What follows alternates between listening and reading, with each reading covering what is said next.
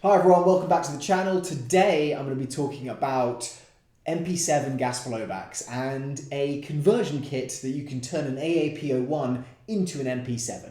Hi guys, welcome back to the channel, as I said already. Today I'm going to be talking about these. So, as I've spoken about in the past, the AAP01 is probably one of the most customizable platforms that you can get. Now, this is an AAP01, as you can see, and it's actually got the CTM conversion kit, which basically is this upper, which you replace that top barrel and slide with, and it converts your AAP01 into an MP7.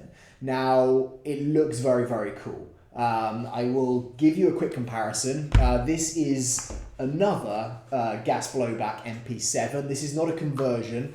This is built as an MP7, and this is from Tokyo Marui MP7 A1. And I wanted to kind of discuss with you guys what the differences are. Is it worth getting one of these or getting one of these? And what you guys think about either one if you tested them out. I do find with these, it's great to look at them online and to kind of say, wow, this is going to look amazing. But until you've picked these things up or really fired them, it is very, very hard to know whether one is better than the other, whether it's worth getting one or not. So I'm going to talk first, guys, about the AAP01 conversion. I saw this online probably about 9 months ago, and I've actually only got AAP01s pretty much with this kind of desert tan, dark earth kind of finish. So when I saw it, I thought, you know what, I'm going to get the dark earth upper for this. What I would say is you can get the black one, and for some reason, I think I wish I'd got that. You could obviously, with what I bought, you got the AAP01 included. It was kind of like an all-in-one kit. However, you can actually just obviously, if you've got a black AAP01, buy this as an upper. You can change it out. It is kind of fairly easy to change out, I would say. It's not quite the same as it is fairly similar to kind of how you would do it normally. And I think this is the main selling point of this. If you've got an AAP01 lower already, it allows you effectively to change the look of that completely and to turn it into a sort of micro SMG, you know, the actual MP7, which everyone really likes. I mean, not everyone, but most people that I meet do quite like it. They think it's a different weapon than you normally see, and I like the fact that it's gas blowback, because actually it giving you some kind of recoil is very cool, and actually kind of having, you know, the sound of it as well, I think is awesome.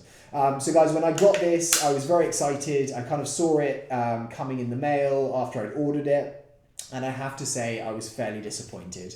I've actually had some comments on some of my AAP01 videos in the past where people have said, oh, I wish I'd actually got this conversion kit instead of buying a VFC or a TM MP7. And my response has always been, which is kind of giving this video away, I would not recommend buying this. Now, this is for a number of reasons. The main thing for me is the weight. Now, obviously, with an AAP01, it's an incredibly light polymer pistol, so it is kind of one of those things where I don't think it's expected that this is going to be heavy. This is a polymer upper, as you get with an actual MP7. So it's not like, oh wait, they've done metal, or they should be doing metal.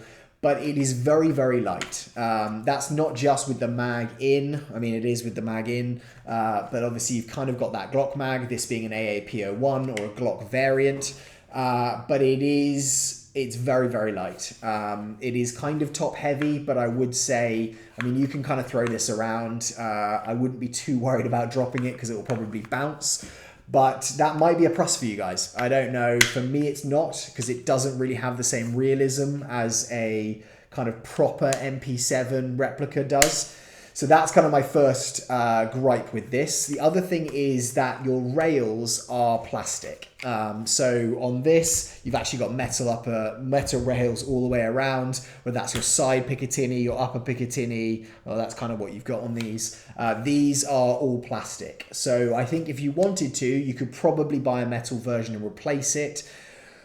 But I think when I'm mounting things on it, I'm always thinking, you know, what is it? You know, do you want something that's quite heavy? On this, I've got Neotech, which is a fairly heavy sight. And so therefore, having that kind of on the top of this when it's so light and that's plastic kind of bending with it being like that, I would not be too comfortable. So another thing with it kind of being light is this being the extendable stock is very, very bendy. Again, it's very light. This is plastic. This is plastic, and it's not like, oh wait, it's a very high quality polymer. It definitely feels plastic to me. If any of you guys have one of these, please, I'd like to know if you actually agree with what I'm saying. But it's definitely not quite as solid in terms of the stock than I thought it was going to be. I think MP7 stocks are always fairly, you know, flimsy-ish, but that's the MP7 one, all metal.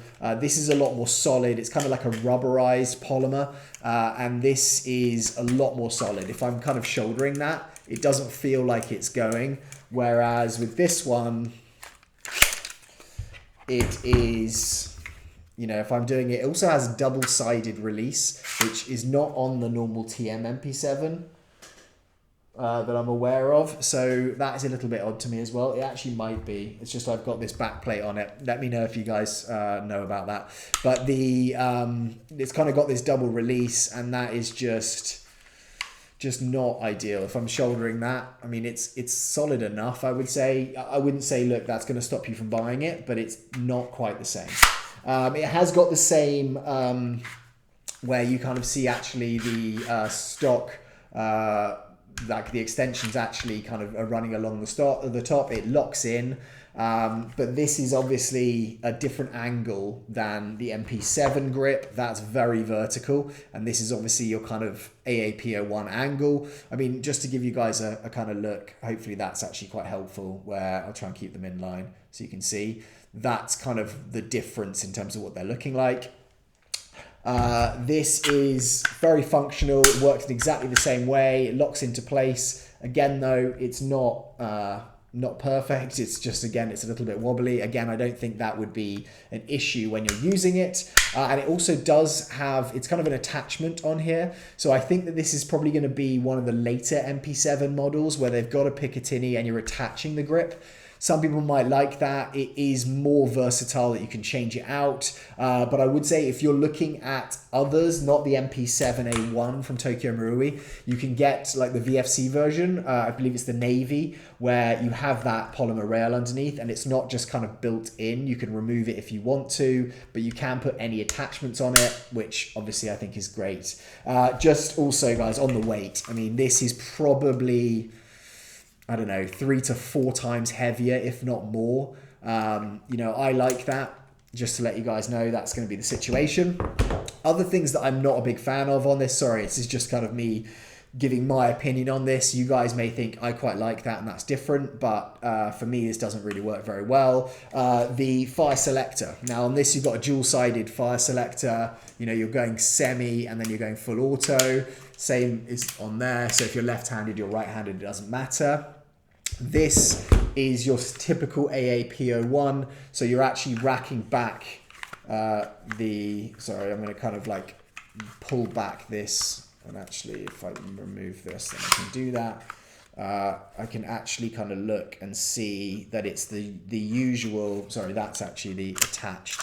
So, I mean, you do have that, which actually will lock into place. But you can see under here, it is your usual AAP01 switch. So you're switching from semi here to full auto, which again, if you're actually in game, you don't really want to be doing that. I would say just being able to flick it on this, I think it's a lot better. The bolt here, you can kind of see it does have kind of that release, but if I'm looking at it from here, sorry, let's do the bolt hold. If I can actually hold it, you can see here, like it's fairly similar. I mean, this is further back on the actual MP7. So that's probably main things that I'm not a big fan of. You do obviously have that more kind of customizable removal of the lower receiver. So I mean, for me, it's not a big deal. Here, you're going to be releasing that back plate there to get to the bolt. I'll give you guys a kind of show of what the sound is like when they're firing. But also, when I've got this, That is what I would use in it. Now you can run any Glock mag in there, so that's kind of customizable again, but it's not going to look like an MP7.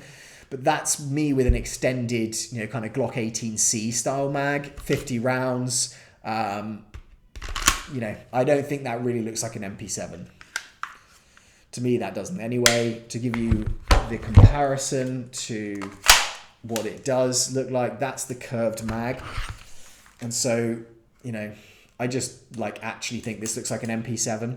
They're actually a very similar size. And this is actually smaller, the Tokyo Marui one, so hence the CTM one is smaller than your real steel MP7. The VFC one is slightly bigger. I would say it's actually a bit lighter, but it is the real size. This is slightly smaller. The other thing which is different is your bolt release on this is pushing technically the wrong way for the real steel as well. Normally you'd push down to release the bolt. This has kind of got the up, you're pushing it up with your finger to release the bolt. For me, it's not a big issue, but I think for some people that might definitely be, if they're really going for the you know, copy of the real thing, then that might be something they look for.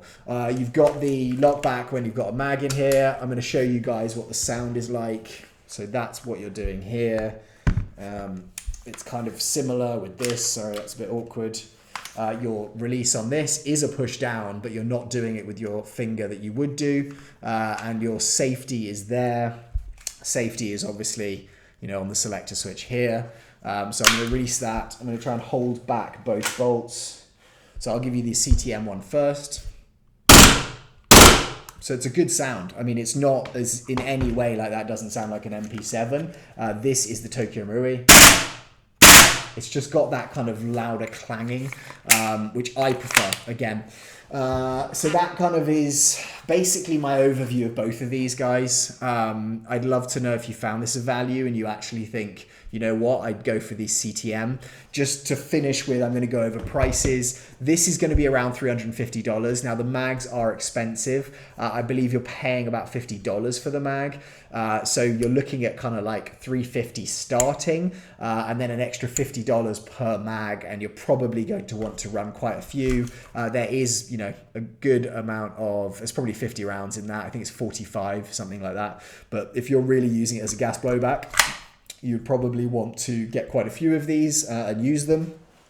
This is a $100 base pistol, and then this is a $125 upgrade on top. So you're about $225. So you are looking at a cheaper replica all out. However, the performance of this, I don't think is going to be quite the same, or the experience. The other good thing though is that there are so many internal upgrades for the AAP01 that you can do a lot with it. You know, you can actually upgrade the hammer set, you can get the speed of the actual firing a lot higher, something you can't really do with the Tokyo Marui one.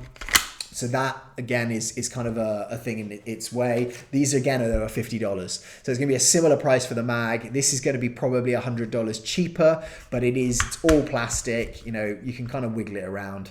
So, guys, I'll give you a quick roundup. I prefer this. It's heavier. It's more realistic. It makes me feel when I fire it like I'm cooler, which is probably the main thing for most people. This is, you know what, if you're on more of a budget, I would say, you know, it's worthwhile getting. If you've already got an AAP01 and you just like it to look a bit different sometimes, maybe instead of using it as a pistol, you'd like to kind of have more control and more accuracy, that's something that you could do for sure. But if I was choosing between the two of these, all day, every day, I would go for the TM MP7 A1, and I'd save up an extra $100 to buy it. Anyway, guys, thank you so much for tuning in. I hope you find this of interest. And if you kind of have a very different opinion, or you have things you think I've missed out on this review, I'd also like to know that. I will be back in the next couple of days with another video, and hopefully add some more value to you guys and your airsoft knowledge. Thank you so much. Goodbye.